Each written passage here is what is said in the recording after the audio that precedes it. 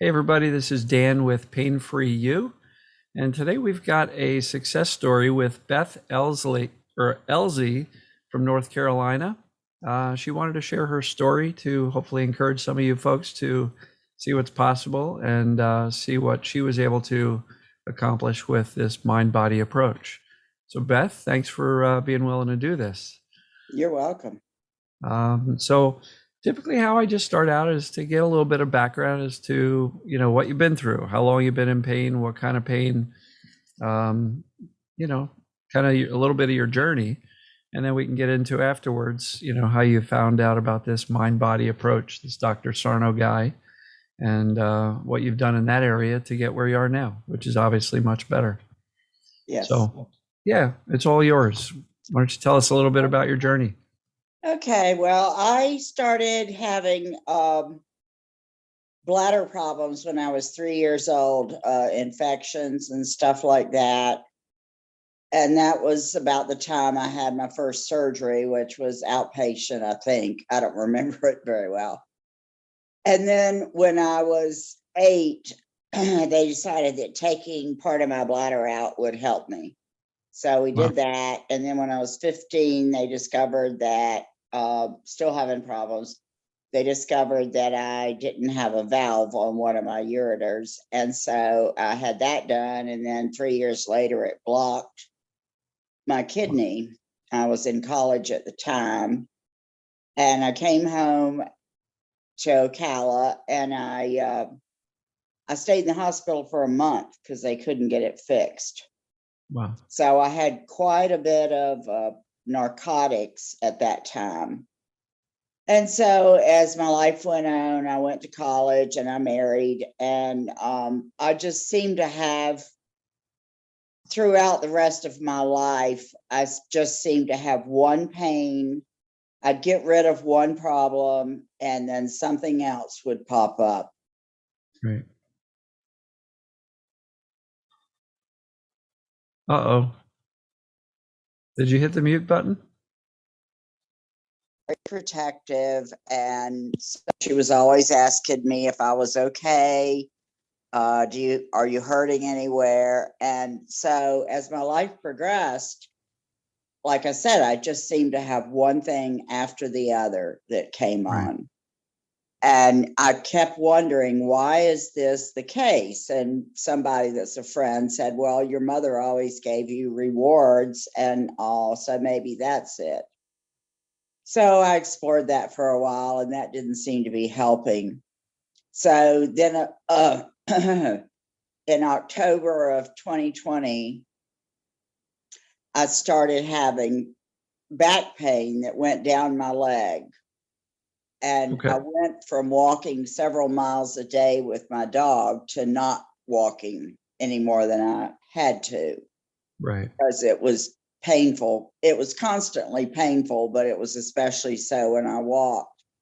So I went, and somebody advised me to have this spinal cord stimulator put in. And I did that, and it didn't work. And they discovered that I needed the leads replaced. So I went back and had that done. Still wasn't helping me any. And so in November, I was going to visit friends in Mexico, and I was really worried. And also, I didn't see any other option for my back except to have major back surgery, which I was very afraid of because I know so many people who have had that kind of back surgery, and then they have to have another and another. And so I read an article online about Washington Post talked about the mind, having an influence on pain. Right. And so I started studying that, and it was really pretty quickly that I started exploring all of these different resources. I read The Way Out, and I had heard about Dr. Sarno from a therapist I had, a mental therapist, not physical therapy. Right. And this was years ago. And I tried to explore that at the time, and didn't find a whole lot of information that I could relate to. Right. And so I forgot all about it. And then when I saw this article, I thought, oh my gosh, this must be what's going on. And so I started studying this. I took a trip to Mexico to visit friends, and I just kept listening to the meditations that I had from different things, curable and stuff like that. And then I found you on YouTube. And so I started watching your videos and went on the Facebook site. Now, it's only been 3 months, but Right. I am so pleased with the progress I've made. I'm back at the gym. I'm doing weights. I'm doing all these different classes. And Right. if, it's just amazing to me that, yeah, I have some muscle soreness and my leg hurts once in a while, but nothing like it was. How bad did it get It got previously? pretty bad. I was asking for narcotics, not constantly, but just when it would get so bad, I thought I couldn't stand it anymore. And I used to have a problem with narcotics for many years because of all these pain things that went on. Sure. Okay. And so today you're back to the gym, you're doing things, and Yeah. you're saying the discomfort that you still have is very mild. Yes, it's very mild, and I just tell my brain, you're safe. There's nothing that's hurting you. So just it'll leave. It was just always that fear, that constant fear of what was going to come up next. I'm sorry Right. if I'm bobbling the phone. I Yeah, have to stop rocking. it's okay. It was just always a question of what's coming next, what's going to hurt next, shoulder. And this is a funny story. I always tell this story because it's so weird. About, how many years ago was it? 7 or 8 years ago, I Right. was having shoulder problems. I'd had two rotator cuff surgeries on my left shoulder, which I now realize were well, one of them was needed because I'd fallen with my arm out and ripped my Okay. rotator cuff. And Hmm. so I went to this doctor and he said, oh, you need a shoulder replacement. He said, but first you need a knee replacement, which I'd already had one, so that you will not have trouble holding yourself up when you have to, deal with this shoulder replacement, which I really didn't want. And Right. so I went and I got the second knee replacement, and the shoulder pain stopped. It has never come back. I Okay. just think that is such an example of how physicians can talk us into things that we really don't need. Yeah. So yeah, I mean that's essentially what they're trained to do is find physical problems that they can see on an imaging study and make a diagnosis. And in many cases, surgeries or other, oftentimes invasive treatments are the only thing they've got in their menu to choose from. I Um, always say if you go to a surgeon, you're going to get surgery.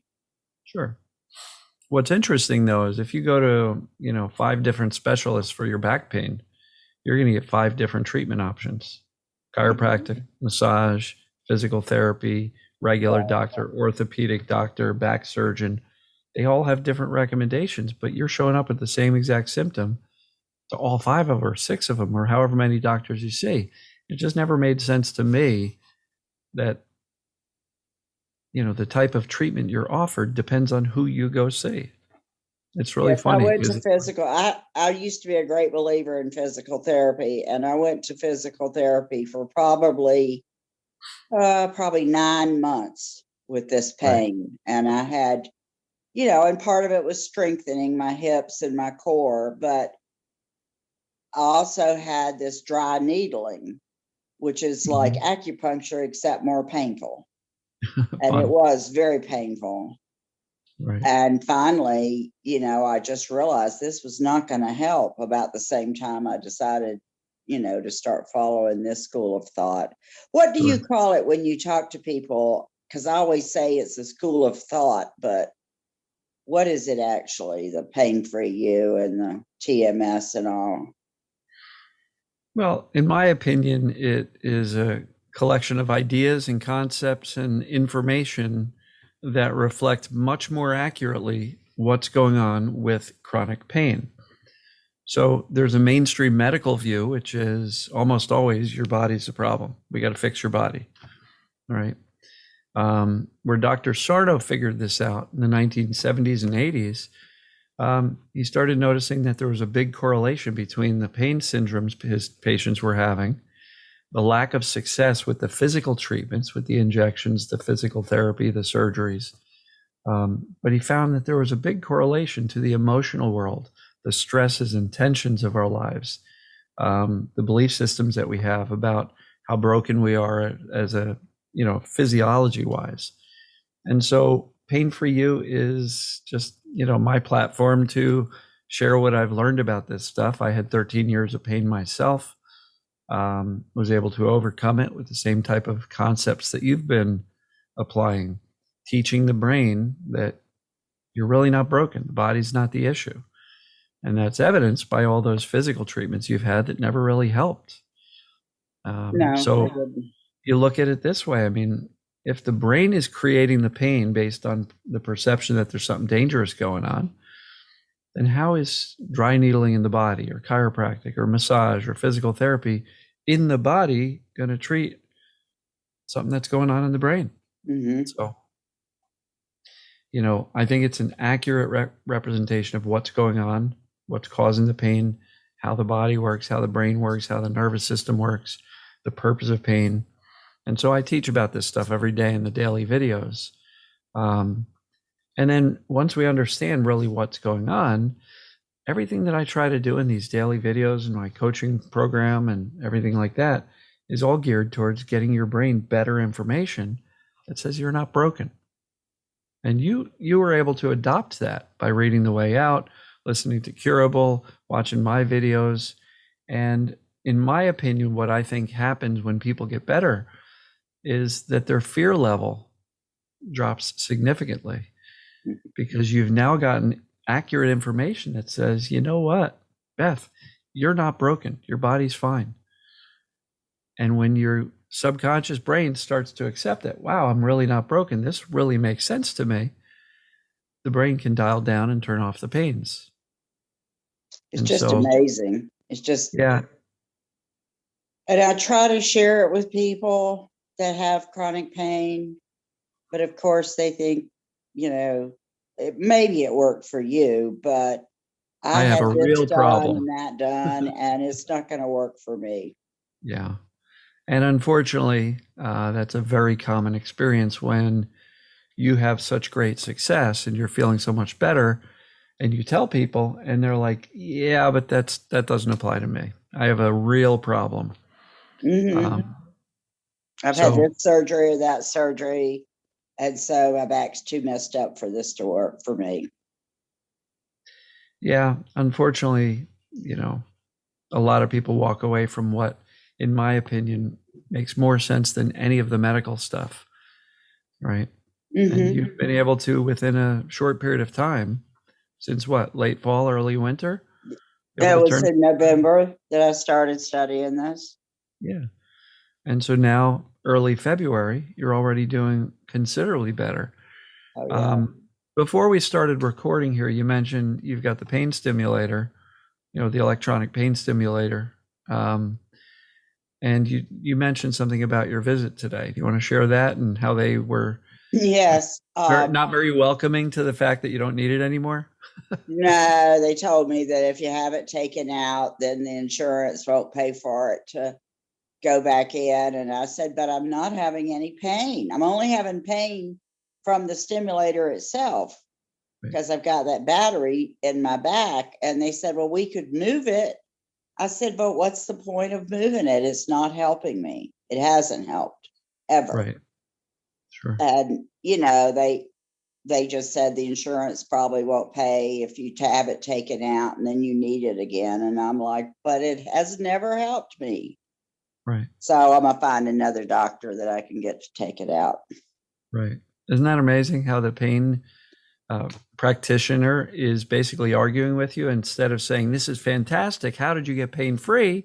Yeah, they weren't say, interested in hearing about it. it I was tried all to about, talk about it. it was all about insurance. And well, if you need it again, you're going to be out of pocket. And Mm-hmm. they didn't even really want to hear the fact that, well, number one, it didn't help. And number two, I don't have the pain anymore, other than the fact that I got this stupid battery in my back and these needles going into my muscles. Right. So that's fantastic. It's good for you because you've made that connection and said, this is what's going on. This is what makes sense to me. And once your brain got the message, Beth, it dialed down the pain significantly. And It's just, you're absolutely on the right track. Get that thing out. Don't look back. There's no reason for you to hurt as bad as you have been. no, that's the way I feel. I just like, but I don't have any pain. Only pain is from this thing. Right. Well, you might want to keep it or we could redo it. I'm like, why would I want to go through the pain of having it put back in if it's not helping? And I don't need it to help me with anything because I don't have the pain. Right. Why don't they get it? Yeah. That's Yeah. really, It was really just, fascinating. yeah. I just found it amazing. And Question for you. What would you tell somebody who is open to the idea that perhaps the pain is not caused by their physical body? Was there any light bulb moment of yours that you said, wow, okay, this is really what's going on with me, that allowed you to get over the fear and move forward with, kind of calmly reassuring yourself that your body's okay and you don't need the pain? What kind of light bulb moment did you have? Was it a book? Was it a podcast? Was it a, video? A combination of all it of it? was, I think in the beginning, because I got the curable app real quick. And when I was in Mexico, I would listen to the meditations, but I really enjoyed um,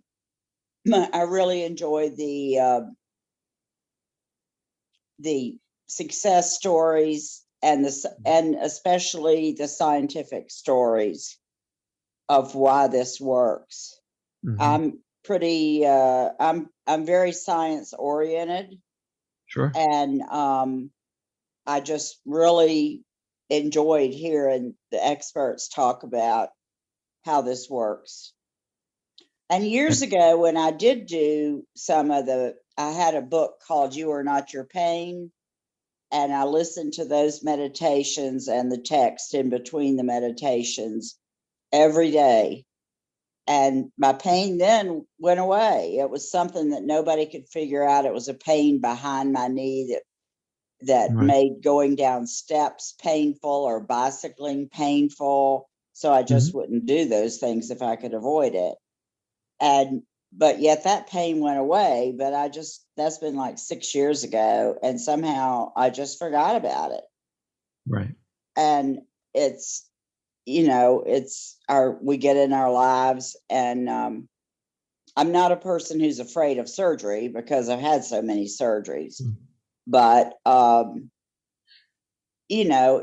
it's just this back surgery was the turning point for me, because I just know so many people who have 1 and 2 and 3 and they're still in pain. Sure. Yeah, and again, that goes back to what I was saying earlier, treating the body and doing surgery on a body where the pain is actually created by the brain perceiving danger. Like if the brain thinks you got a bad back, it's going to use pain as a warning signal Mm-hmm. to stop you from overdoing it or doing too much or Right. moving in a way or, certain body positions, sitting, standing, laying, whatever. So surgery for pain that's created by the brain really has a very, very, very slim chance of having any effect at all. And then Exactly. afterwards, you're kind of going back and saying, well, it didn't work the first time. Let's do more. Let's do Mm-hmm. more. Like you said, some of your friends or people have been through multiple surgeries. And so I think it's all just because they're treating the symptom and not the true cause, which is the brain perceiving danger, whether it be emotional stress, physical movement, perhaps a flawed body that they see on an MRI, whatever it may be. The perception of danger, in my opinion, is what turns pain on and can keep it on if the person's still fearful of what's going on in their body. So the great news is, with the knowledge that you got from Curable, from Alan Gordon's book, The Way Out, from my videos, you really got a lot of accurate information. You said you're very science oriented, so you really absorb that and says, okay, this actually makes sense physiologically, science wise. And I believe the reason you were able to get the benefit was because that knowledge was able to help you dial down your fears, and you weren't as afraid of your body anymore. And so you kind of started to resume activity more. And if the pain happened, you would have a conversation with yourself and say, hey, there's no reason for this. And is there anything you'd like to add as far as what you were able to do to kind of convince yourself that, yeah, we don't need this pain, let's let it go? I have a mentor friend that's in another program. I'm active in AA because of all of my problems with narcotics.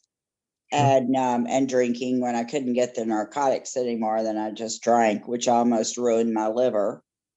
But my doctor tells me as long as I don't drink, I'm not going to die from that.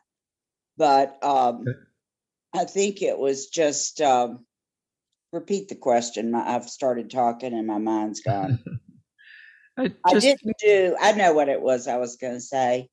This mentor, she likes to write about stuff. And so she said, when I first learned about this, and I learned that you were supposed to do a lot of writing about your emotions and all, I thought, well, she's going to be happy because maybe I'll write more. But I haven't found that to really appeal to me.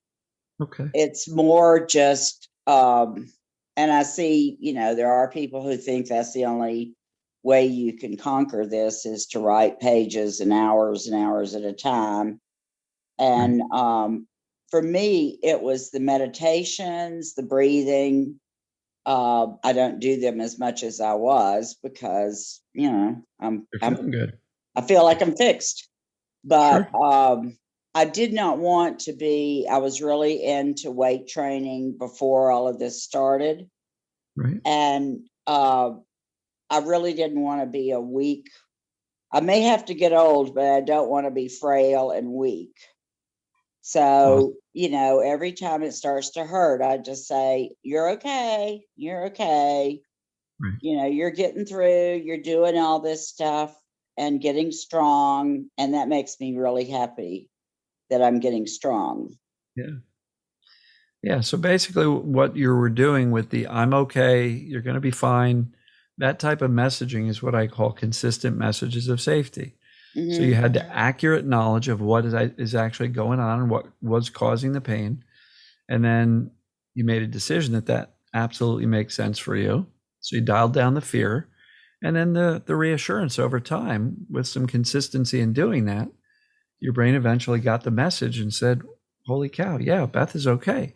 We don't need to keep on firing these warning signals called pains anymore because she's okay. And look at, she's doing normal stuff. She's back to life.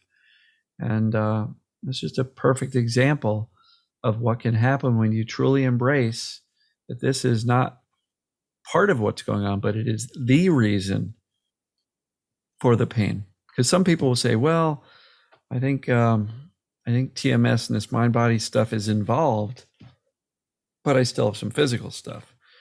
And when you're on that fence, not really siding completely with the TMS, it's really hard to teach the brain to let go of the pain because the brain's job is to keep you safe. If the brain thinks, well, you still have physical problems, it's likely going to keep that warning signal going. So your willingness to accept that this was what was going on helped dramatically reduce the fear. You started shifting your focus back to doing more things that you had been avoiding for a while. And overall, your brain got the message and said, holy cow, look at Beth. She's doing great. So I think it's as simple as that. You didn't overcomplicate it. Yeah, You know, this morning I noticed that my bicep was hurting. And I know that's one of the signs of supposedly rotator cuff problems. And so my mind immediately said, oh, maybe you've got a rotator cuff tear. And then I thought, Beth, you were lifting weights yesterday. Of course your bicep hurts. yeah, it's going to be sore, normal It's muscle going to be soreness. sore, but that's okay. And I rather enjoy the feeling of being sore because I was working out yesterday. Absolutely. What do they say? No pain, no gain. Yeah, but I still That don't works like. out. That works out great for exercising. You know, if you have a little Mhm. soreness, that's wonderful. But I agree. The other pain, we can leave that alone.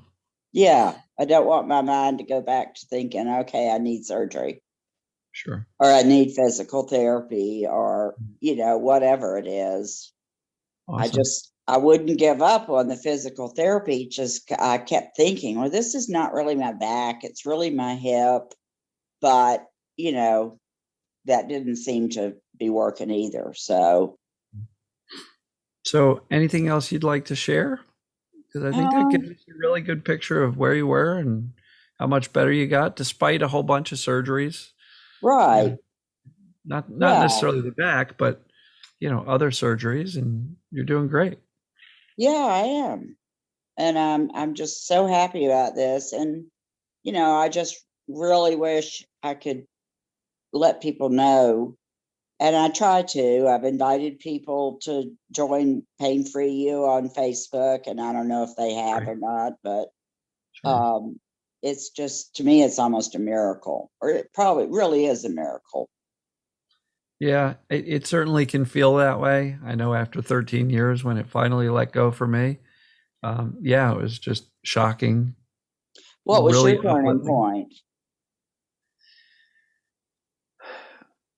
I got sick and tired of being sick and tired. I got sick and tired of avoiding life and telling people I couldn't do things. I got sick and tired of being the guy with the back pain that was avoiding things. And I finally just made a decision eventually to say, doesn't matter how much I hurt, I can't avoid. I got to just keep getting back into life. So that was a big deal. Part of this equation is learning to feel our emotions. And I think that was part of it as well.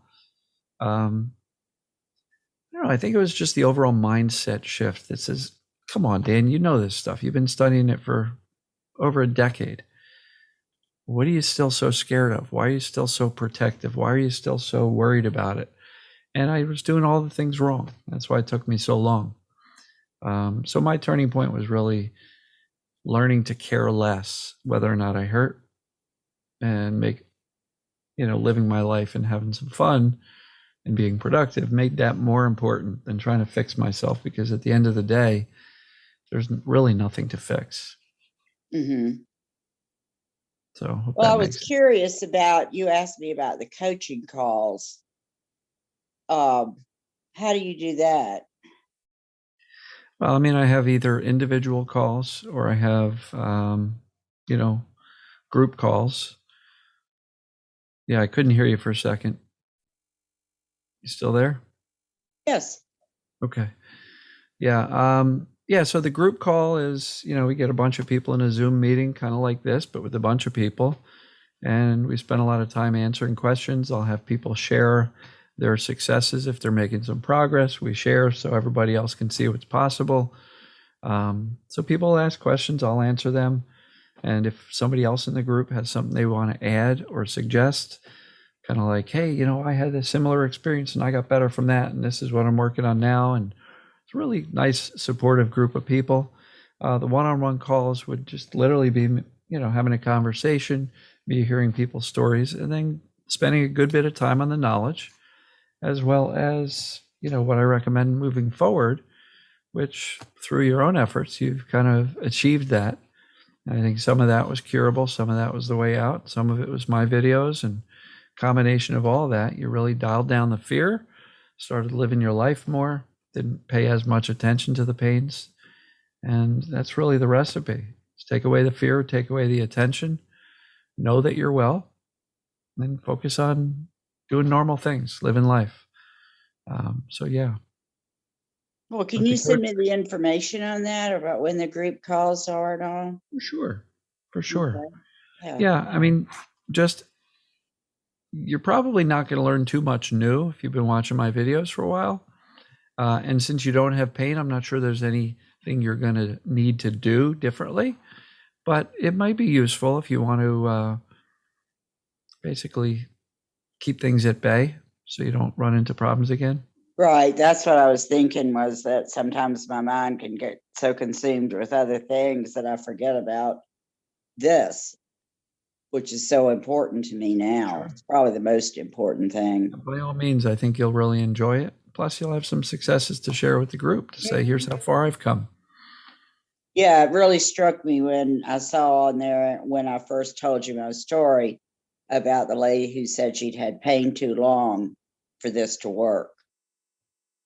And Not it was true. just like, wow, no, I don't think that for sure. Yeah. Yeah, a lot of people do. They create these stories that say, well, I've had pain for too long. This isn't going to work. I had another gentleman I spoke to a few hours ago that was saying, well, my life is too chaotic. I've got way too much stress for me to get better from this.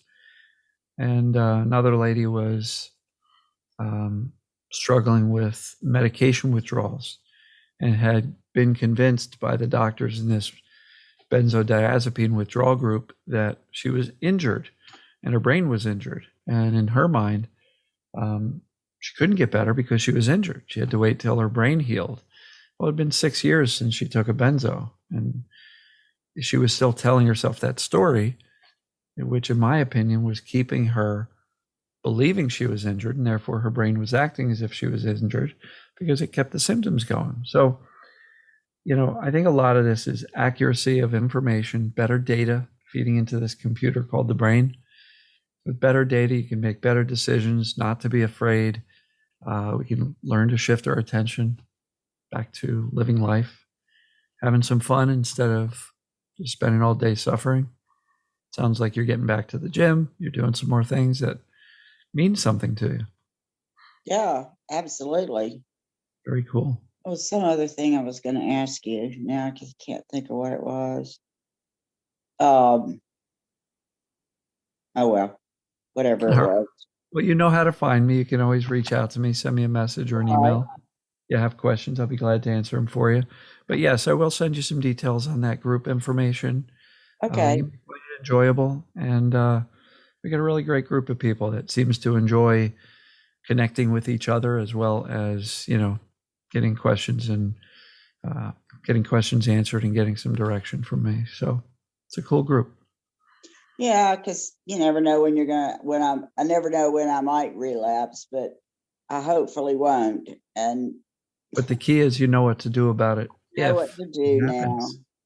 You know And what's going on. And a relapse simply means your brain's perceiving a little bit of danger, and it's up to you to go, shh, it's okay, we're fine. mhm, Get back with your exactly. get back with your day. If you feed it with a lot of fear and attention, it can come back and stick around, but it doesn't have to. So you're No, doing great. no, it doesn't have to. And I'm just thrilled with it. That's beautiful. Can't Well, I say really appreciate you sharing that. Anything else you want okay. to share, or we'll wrap it up here? And No, I'm actually telling my AA story this afternoon. It got snowed out last week. oh, okay, And so I have two success stories to tell today. So that's I'm pretty awesome. happy camper. Very happy for you.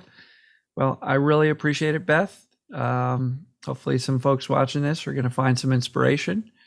And thank you very much. I really appreciate you. Thank you for asking me. All right, Bye Beth. bye. Bye bye.